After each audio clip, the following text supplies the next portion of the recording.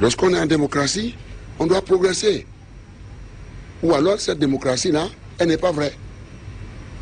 Alors vous testez, trouvez de nouveaux indicateurs pour tester cette démocratie dans chacun de nos pays. Nous avons eu l'occasion de nous exprimer. Si nous sommes en démocratie, ça nous fait 20 ans que nous avons commencé, c'est vrai. Vous avez passé des siècles, vous autres. Où est-ce que nous en sommes au niveau de la performance économique? Au niveau du taux de pauvreté, etc. Autrement, la démocratie, ça veut dire que c'est du désordre, c'est de l'anarchie. Et je pense que, on en a tenu compte. Et Obama, vous avez parfaitement raison, 7 milliards de dollars, c'est insignifiant. L'Amérique porte cela à 26 milliards de dollars. L'Union européenne aussi en a fait autant. Écoutons notre cri de cœur. L'Union européenne, les autres partenaires, l'Allemagne, le Japon, etc., sans compter quand même aussi les contrats bilatéraux que nous avons eus, la France, etc., qui aujourd'hui s'investissent dans cela. Je ne veux pas oublier les institutions multilatérales, comme nos institutions régionales, comme nos institutions continentales telles que la Banque africaine de développement, comme également les institutions multilatérales arabes, la Bible, la Banque islamique du développement.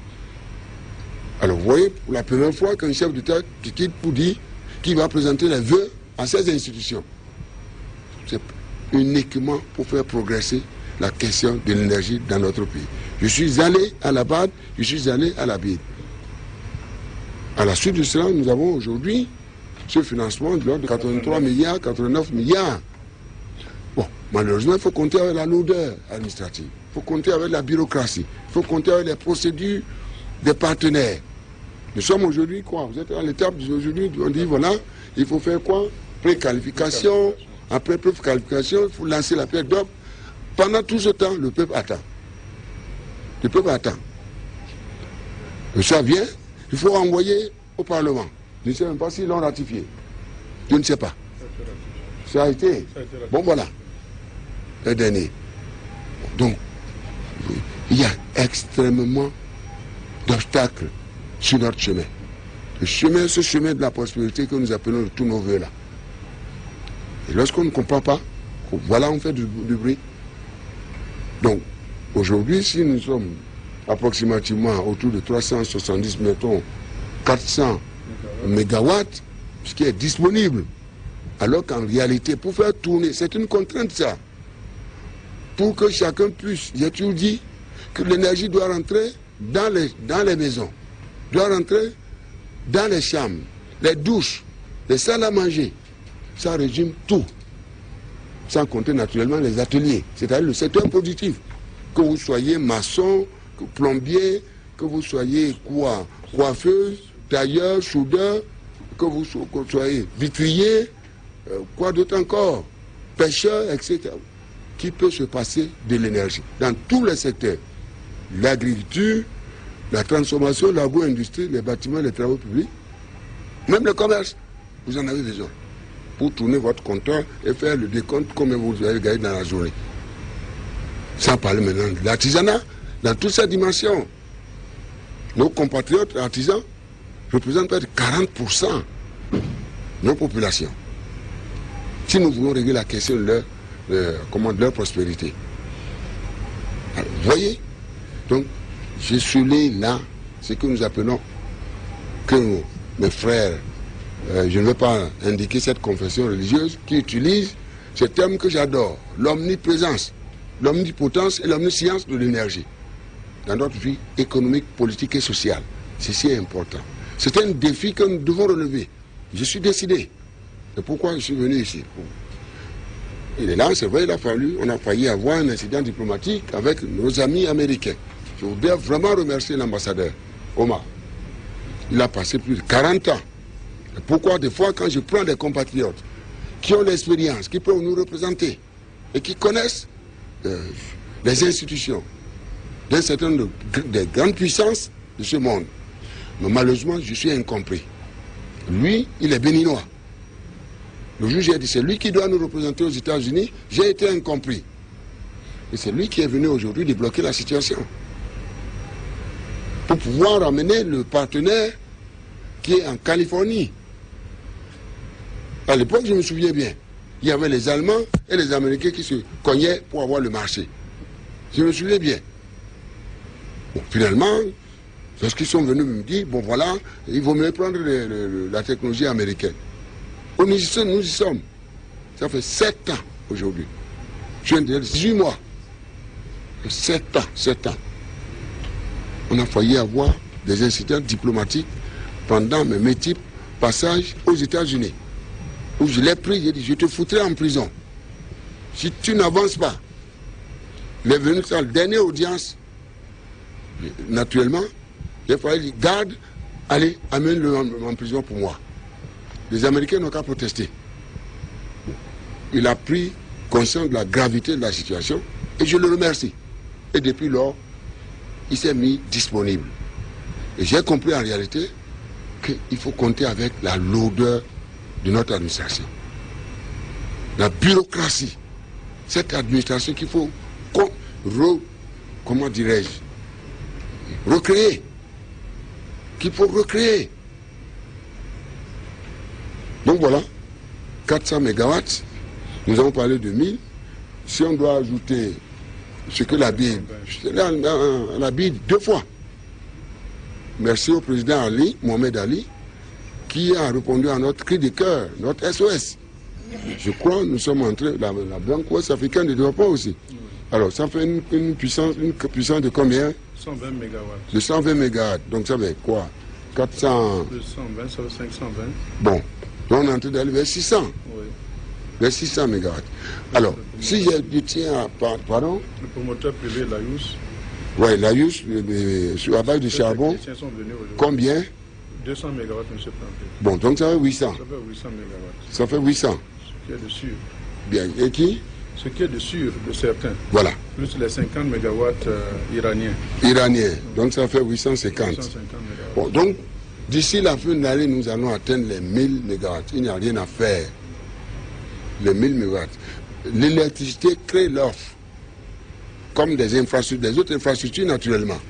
Et les routes, l'eau, les chemins de fer, les ports, les aéroports, etc. Sans compter naturellement les infrastructures sociales, c'est-à-dire les écoles, techniques, professionnelles, qui doivent former les créateurs d'entreprises. Sans oublier les infrastructures sanitaires, la santé avant tout. Voilà la démocratie. C'est ça la démocratie, mes chers compatriotes. Ce n'est pas le désordre, les injures, les exceptions, la liberté de ceci. On n'a pas la liberté de s'exprimer. Ce n'est pas ça, la démocratie. Ce n'est pas ça. Qu'est-ce que le Béninois doit manger? Dans quel cadre de vie? Comment assurer sa prospérité? Mais si on laisse chacun faire ce qu'il veut, si on veut que l'État disparaisse, c'est ce que nous voulons quand nous parlons de démocratie. Tant que ce n'est pas moi, si c'est tel qui est là, l'État ne doit pas exister. Tout ce qu'il fait, c'est qu'il bâillonne. Il supprime la liberté. C'est ça que les Béninois vont manger. Donc, mes chers compatriotes, je pense que c'est un engagement qui est pris. D'ici la fin de l'année, nous allons atteindre les 1000 mégawatts. Pour une fois, tenez le Nigeria à 3000. 3000 mégawatts, comptez, on est 10 millions de Béninois. Le Nigeria, 200 millions de Béninois. Moins de 3000 mégawatts. Ça, je vous le jure, parce que nous faisons le point à la CEDEAO. Il faut faire la comparaison. Si on a d'ici là, c'est déjà disponible, c'est l'administration qui fait traîner les choses. Il faut compter aussi les procédures là-bas. Ça, c'est encore plus lourd. C'est mortel même. Depuis qu'on a terminé, les questions de marché, passation de marché, appel d'offres, et c'est ça. Alors là, il faut avoir une longue vie pour faire aboutir un projet. D'abord, c'est dans tous les secteurs, à plus forte raison, en matière d'énergie. Il faut avoir une longue vie. Donc, le Nigeria, 200 millions, 180, 200 millions, parce qu'ils ont fait leur recensement, ça fait maintenant 5 ans. Il doit être autour de 200 millions. Moins de 3000 mégawatts. Nous, on est 10 millions de Béninois. D'ici la fin de l'année, nous serons à 1000. Lui et moi est à 10 000. Lui et moi, tout compris. Tout compris, avec toutes les potentialités, etc., etc. Charbon, uranium, toutes les initiatives réunies. C'est moins de 10 000 mégawatts. Imaginez-vous. Et nous faisons quoi? Environ 110 millions d'habitants. L'essentiel se trouve en Côte d'Ivoire. Parce que là-bas, eux aussi, ils foncent. Ils ont du pétrole. Ils ont commencé très tôt sur le président Houphouët-Boigny. Et le président Ouattara vient amplifier. Donc, à ce rythme, si nous maintenons le rythme, en principe, d'ici 2 ans, on doit pouvoir tourner autour de 2000 mégawatts. En principe. Et c'est ce que j'ai dit dans l'état de la nation, que j'ai présenté à notre représentation parlementaire. Donc voilà, mes chers compatriotes, il fallait venir faire le point. Vous avez bien entendu, c'est la fin du calvaire concernant Maria. Parce que c'était inacceptable qu'on me dise que c'est un éléphant blanc. Et pourquoi j'ai toujours dit, eh bien, tous les cadres qui ont travaillé, si on devait aboutir à ce résultat, devaient rendre compte à la nation. Parce que même en démocratie, on situe les responsabilités. On situe les responsabilités. En France, lorsqu'un prend un agent commet une erreur, lorsqu'un ministre fait une chose, on le met en examen. On ne dit pas, en toute chose, c'est le président, c'est le président, c'est le président. Est-ce que c'est le président Yahi doit nommer les Indonésiens pour venir travailler au Bénin? C'est les Indonésiens? Ou quoi? Ou qui d'autre? Je n'en sais rien. Ou les Brésiliens, ou qui d'autre? Pour venir travailler en lieu et place des Béninois dans l'administration? Quelqu'un tombe quelque part dans un ministère, dans un pays et tout ça, c'est le président. On ne connaît que ça ici, dans ce pays-là. Difficile à gouverner. Mes chers compatriotes, je pense, ce qui compte, que chacun fasse correctement son travail. Quand on est planton, on doit faire correctement son travail. Même chacun de nous qui travaille pour lui-même, c'est-à-dire du secteur privé, si chacun se soumet au principe d'obligation de résultat, il pousse le Bénin, notre pays. Tout ce que chacun fait dans son ménage, là également, n'est-ce pas, concerne tout le Bénin entier. Ce que chacun fait chez lui, même si on assassine tel, c'est le président. C'est quelle culture ça? Du faux, du rejet de l'autre, de haine, d'intoxication. On ne peut pas continuer comme ça. Ce n'est pas une démocratie, ça. C'est la démocratie de la haine. Aimons notre pays. Les problèmes sérieux sont là. C'est ça l'essentiel qui nous unisse. Et il ne doit rien qui nous divise. Retrouvons-nous ensemble pour travailler.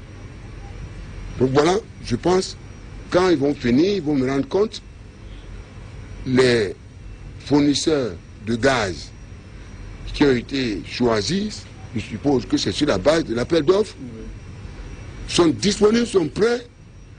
Je crois que les 80 mégawatts aujourd'hui doivent être mis à contribution. Alors, la hiérarchisation, je termine. Quand on l'a monté, la hiérarchisation, c'est qu'on consomme d'abord ce qui est moins cher. Ce qui est moins cher, c'est d'abord ce qui vient du Nigeria. C'est beaucoup moins cher. Ça nous revient à combien, monsieur le ministre? 34 francs, regardez. 34 francs. 2. Nous consommons ce qui vient du Ghana. Ça nous coûte combien? Ça fait 50 francs. 50 francs. Bon. La CEB panache et nous envoie ça à 58 francs. Les deux sources. Plus Nagbeto naturellement. La CEB panache, mélange et nous envoie ça à 58 francs. Suivez bien. Donc, on donne la priorité à cela. Après, maintenant, je crois qu'on a fait les locations. La location nous revient à combien? 168 francs. 168 francs. Oui. nous produirons à combien? 160 francs. Bien. Ça veut dire quoi? Nous allons tourner les 80 mégawatts de Maria. Parce que ça nous revient à 160 francs. Suivez bien. S'il y a encore de l'estage, nous faisons appel à la location. C'est-à-dire les 80 mégawatts. Donc ils viendront, puisqu'ils sont à 168 francs. 168. Donc ce sont eux qui vont fermer le bout du rouleau. Naturellement, on l'a fait dans la précipitation, tout ça là. Ce que nous devons faire maintenant en termes de réforme. En termes de réforme, j'en profite pour vous le dire. Ouvrir le secteur au secteur privé en commençant par la location. Le secteur privé doit rentrer dans la production. Et pourquoi nous allons revoir notre code minier. Comment vous appelez ça? Code d'électricité. Avec dans le cadre de la CEB. Avec le Togo. Nous sommes en train de revoir ça pour ouvrir le secteur au privé. Les privés n'ont qu'à venir. Nous avons notre patronat, nous avons tous les centres de métier, la chambre de commerce. Les Béninois n'ont qu'à venir. Ça fait c'est la énième fois que je le leur dis. Et j'entends partout, on ne fait pas appel aux Béninois. C'est faux, c'est faux, c'est faux, c'est faux. Moi, j'ai rencontré mon cher ami, mon cher jeune frère, le président Ajavo. À 2 ou 3 reprises. Aidez-nous. C'est de quartier de cas si nous faisons venir les investisseurs étrangers. Puisqu'il y a une défaillance. On dit oui, le climat des affaires. C'est le même climat des affaires. C'est le même climat que ceux que vous avez vu comment les gens, ils viennent. C'est le même. Donc, voilà les privés, la production est ouverte au privé. Le transport est ouvert au privé, pas précis. La distribution sera faite au privé. Mais avant qu'on en arrive là, réglons la question de la production. Une fois qu'on règle la question de la production, nous réformons la SBE. On a voulu privatiser la SBE. Le syndicat a dit, très bien, on va externaliser alors les services. Externaliser, c'est-à-dire céder les services au privé pour qu'on aille vite, pour tenir compte de la lourdeur de la SBE.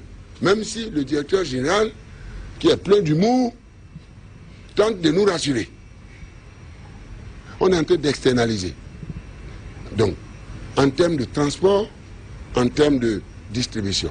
Donc, pour le moment, les privés produisent et injectent complètement, comment dirais-je, leur production dans le réseau SBE que nous devons naturellement réhabiliter. D'où le financement de l'AFD, n'est-ce pas, monsieur le ministre? Près de 40 milliards. Je voudrais remercier nos amis français. 40 milliards que nous avons, la BEI, l'AFD, est-ce qu'il y a la BEI, je ne sais plus? Bon, les deux essentiellement. Sur les 40 milliards, 20 milliards de dons. Nous sommes en train de réformer aujourd'hui la SBE. Mieux, j'ai dit l'espoir est permis. Pourquoi? Quand je le dis, les gens pensent que je blague. Nous avons repris nos performances concernant le MCA. Notre éligibilité aujourd'hui a été prononcée. Pas plus qu'hier, dans notre conseil des ministres, ils nous ont envoyé un message pour tenir compte de votre tracasserie, de votre volonté, etc., monsieur le président. Le juge prenait la décision, c'était quoi? 250 millions de dollars. Après, ils ont dit, ah, ils vont ajouter 50 millions de dollars. Hier, on dit, on est en train d'aller à 400. Ça, c'est du jamais vu. On va vous donner 400, on met tout dans l'énergie. Parce que moi, c'est ma chanson, ça. L'énergie, l'énergie, l'énergie d'abord. Ils vont se greffer à ces 400 millions de dollars des financements privés américains. Donc les 400 millions de dollars vont jouer un rôle de catalyseur. Et les privés américains, d'une manière particulière, les privés internationaux, d'une manière générale, vont se greffer sur les 400 millions de dollars. Chaque dollar que l'Amérique va donner au Bénin va nous apporter au moins 2 ou 3, 4 dollars. C'est pourquoi je dis nous pouvons atteindre les 2000 mégawatts le plus tôt que possible. Et tout cela s'entraîne autour de Maria ici. Pourquoi vous avez dit de venir ce 1er mai là? C'est la même manière de fêter le 1er mai ici. Pourquoi on est venu ici? Le 1er mai, mes chers compatriotes de la presse, ne dites pas que je vous ai amené, si je présente mes excuses à mes belles-sœurs, ou à mes brus. Puisqu'il y en a parmi vous, il y en a qui sont mes enfants. N'est-ce pas? Donc, c'est la meilleure manière de fêter le 1er mai. Je suis sûr que mes amis Lokoso, mes amis Todino, etc. seront d'accord avec moi. Hein? C'est bien ça, non? Donc, une fois que nous aurons tout ça, moi je pense qu'on aura réglé la question de l'énergie. Donc, nous sommes presque au bout du tunnel, où on ne parlera plus de délestage. Ceci est très important. Je pense que une fois qu'on aura réglé cette question, on aura réglé le premier problème qui détermine l'emploi des jeunes, l'emploi des femmes et la prospérité de notre pays. C'est si important. Je ne sais pas si j'ai oublié d'autres aspects. Je pense que c'est l'occasion de les remercier, de remercier tout le monde maintenant. Bon, le partenaire, tout est bien, qui finit bien. Ça fait 7 ans. Je le remercie. L'ambassadeur, je le remercie. Il faut le dire. Toute l'équipe qui a travaillé ici, de jour comme de nuit, et qui a écouté mon cri de cœur. Nous sommes un pays pauvre. Il n'ont qu'à savoir que c'est pourquoi j'ai crié. Pour qu'on arrive à ce résultat. Je remercie également nos amis américains qui jouent un rôle important là-dessus. Les 400 millions de dollars qui nous ont été annoncés hier au Conseil des ministres vont jouer un rôle catalyseur. Et nous attendons après 2 milliards de dollars. 2 milliards de dollars. Dans le secteur de l'énergie. Mais quand même, si on arrive à mobiliser tout ça, moi je pense que l'offre va répondre. Et la demande sera satisfaite. Vous voyez, c'est ça. Nos amis français qui sont à nos côtés à tout moment, 60 millions d'euros, près de 40 milliards de francs CFA, sur les 40 milliards de francs CFA, 20 milliards sont des dons. Pour rechemiser la SBE. Rechemiser, il faut bien comprendre ça là. J'ai la reddition des comptes devant le peuple béninois. C'est le peuple qui est souverain. Pour rechemiser et que le personnel de la SBE comprenne. On ne peut pas faire du surplace. Il faut qu'on avance. En dehors de cela, la BID, je voudrais la remercier. Hein? Nous sommes, et que la procédure sur le choix des entrepreneurs se fasse, monsieur le ministre, de toute façon, même s'il faut que nous repartions là-bas, que vous repartiez là-bas, il faut le faire. Nous sommes dans le besoin.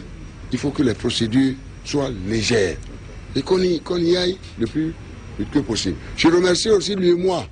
L'UEMOA, pendant qu'on est en train de faire tout ça là, vous voyez, c'est long, il faut que je vous dise la vérité, je suis en train de faire la reddition des comptes. Là aussi, on a posé le problème. L'UEMOA nous avait donné 20 milliards. Alors aujourd'hui, avec les 20 milliards, vous avez votre obligation de le savoir. Vous êtes le peuple béninois. 20 milliards à chacun de nos pays. Le Bénin et le Togo, dans le cadre de la CEB, ont choisi les interconnexions. C'est-à-dire l'énergie qui quitte, par exemple, le Nigeria, qui passe par Sakété, au Nibo, doit pouvoir remonter et arriver jusqu'à Manaville. Ou l'énergie, puisqu'on veut faire on veut interconnecter le Bénin, le Nigeria et le Niger, le tronçon manque à partir de Berouboué ou de Bembereke. Donc tout s'arrête à Bembereke. On a pris les 20 milliards pour compléter de Bembereke jusqu'à Manaville. Et à partir de Manaville, on va connecter Manaville au nord du Nigeria et Manaville au Niger. Donc on a utilisé les 20 milliards. L'UEMOA dit, nous voulons maintenant aller vers les énergies renouvelables.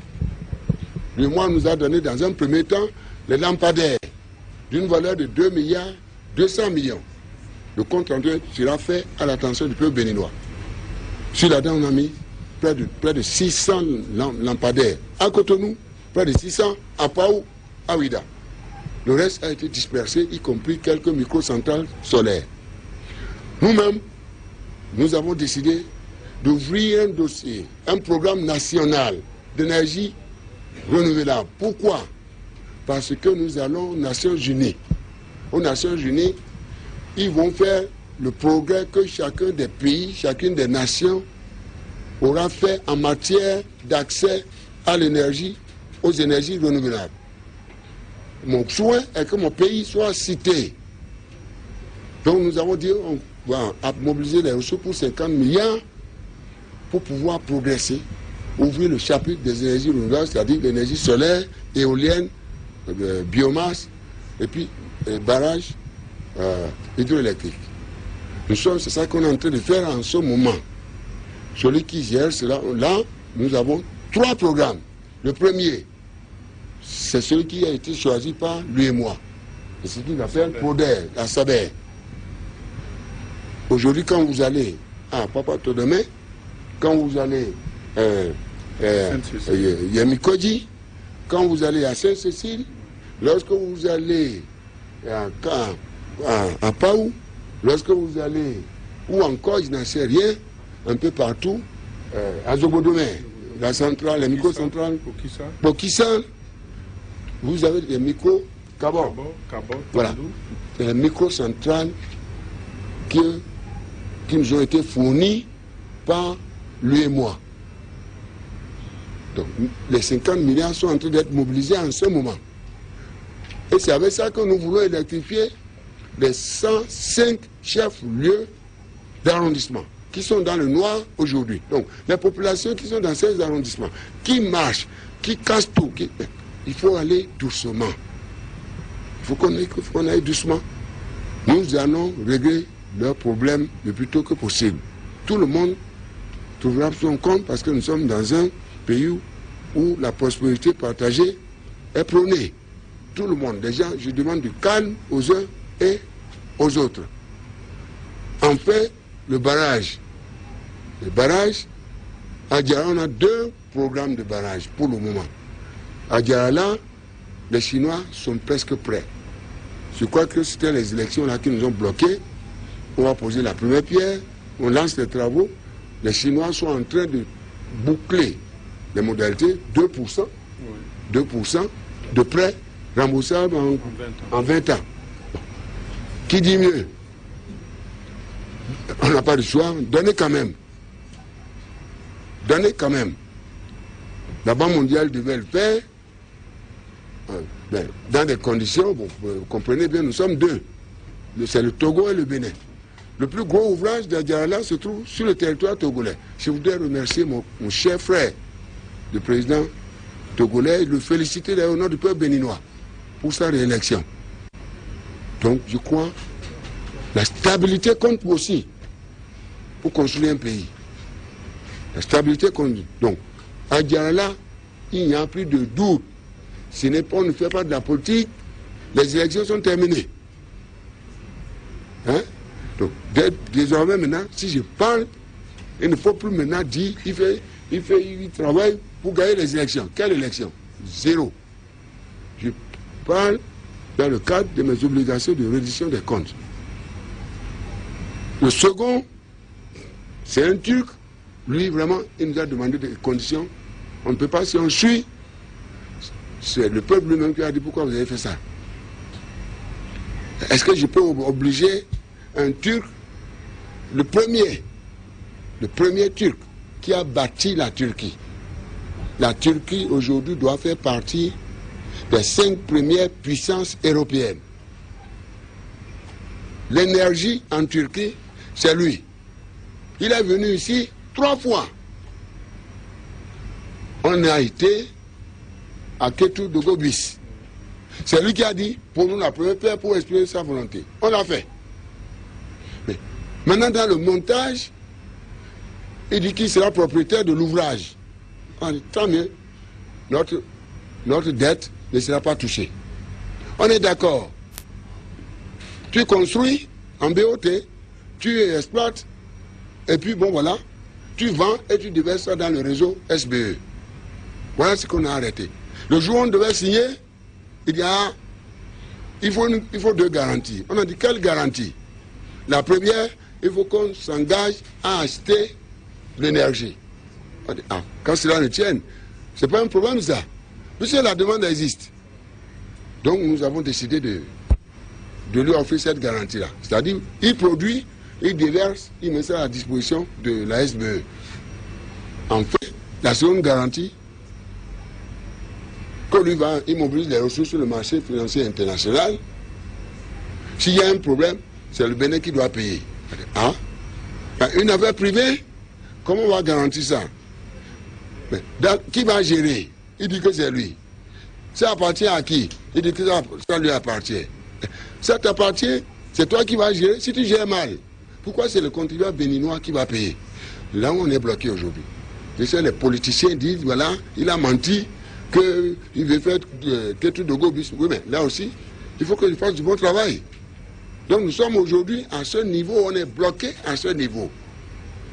Il faut peut-être un voyage en Turquie pour voir le président Erdogan, qui nous l'a appelé, qui nous a mis en contact à l'occasion d'un dîner qu'il m'offrait, qui me dit de venir pour qu'on vide ce dossier. Nous n'avons pas encore le temps. Donc, finalement, le seul point qui bloque aujourd'hui, c'est la garantie que le promoteur, la garantie souveraine que le promoteur demande. J'ai dit, nous on n'a jamais vu un tel schéma de montage. Si vous gérez mal, pourquoi c'est le contribuable béninois qui va payer à votre place? Donc, voilà là où on est bloqué aujourd'hui, Ketu Dogo bis. Sinon, depuis près d'1 an ou 8 mois, il aurait déjà démarré les travaux. On a fait intervenir beaucoup de gens. Bon, il a fait dans d'autres pays. Je ne veux pas donner de nom. Mais le Bénin est trop compliqué. Parce que les autres collègues, c'est nous qui l'avons introduit ailleurs. Excusez-moi. La Côte d'Ivoire. Mais pourquoi vous refusez? Mais si il produit, si vous êtes sûr que vous allez acheter, offrez-lui la garantie. J'ai dit, mes chers collègues, le Bénin est trop compliqué. C'est un petit pays, mais grande histoire. Voilà ce qui fait qu'aujourd'hui, à l'attention des populations de Ketu, pourquoi le projet n'a pas encore démarré? Sinon, tout est fait prêt. Je souhaite une bonne fête de 1er mai à mes chers compatriotes que j'adore infiniment. L'Iran également a promis de venir en aide au Bénin grâce à une centrale de 50 MW. Malheureusement, le financement n'est pas encore disponible. À cet effet, les canaux diplomatiques et les négociations se poursuivent afin que le projet démarre au plus vite. L'autosuffisance énergétique est un long chemin, une équation difficile à laquelle la plupart des pays dans le monde n'ont pas encore trouvé de solution définitive. Le Bénin fait de son côté de petits pas avec l'assurance que bientôt la couverture et l'autosuffisance énergétique seront bientôt une réalité au plan national. Les Danois intéressés par l'ouverture au privé de la production énergétique ont marqué leur disponibilité à construire une centrale de 100 MW porté à 200 MW par le chef de l'État. Si les Danois veulent investir au Bénin, c'est en raison du climat des affaires qui s'améliore de façon continuelle, mais aussi du fait du taux d'endettement du Bénin, qui est de 33% du PIB. C'est le taux le plus bas dans la sous-région. Toute chose qui donne au Bénin une large marge de manœuvre en termes d'endettement pour la modernisation des infrastructures de développement. Sur le chemin de retour, le chef de l'État a marqué un arrêt imprévu sur le chantier d'aménagement paysager de l'échangeur de Godomé et de construction de l'exutoire qui doit drainer les eaux de pluie des quartiers ouest de Cotonou vers la lagune. Si le constat fait globalement est satisfaisant, le chef de l'État a toutefois déploré le manque d'entretien du site investi par les mauvaises herbes. Il promet de mettre à contribution l'armée pour son entretien. Un site supposé apporter un grain de beauté à ce merveilleux ouvrage qu'est l'échangeur de Godomé, fruit de la coopération sino-béninoise.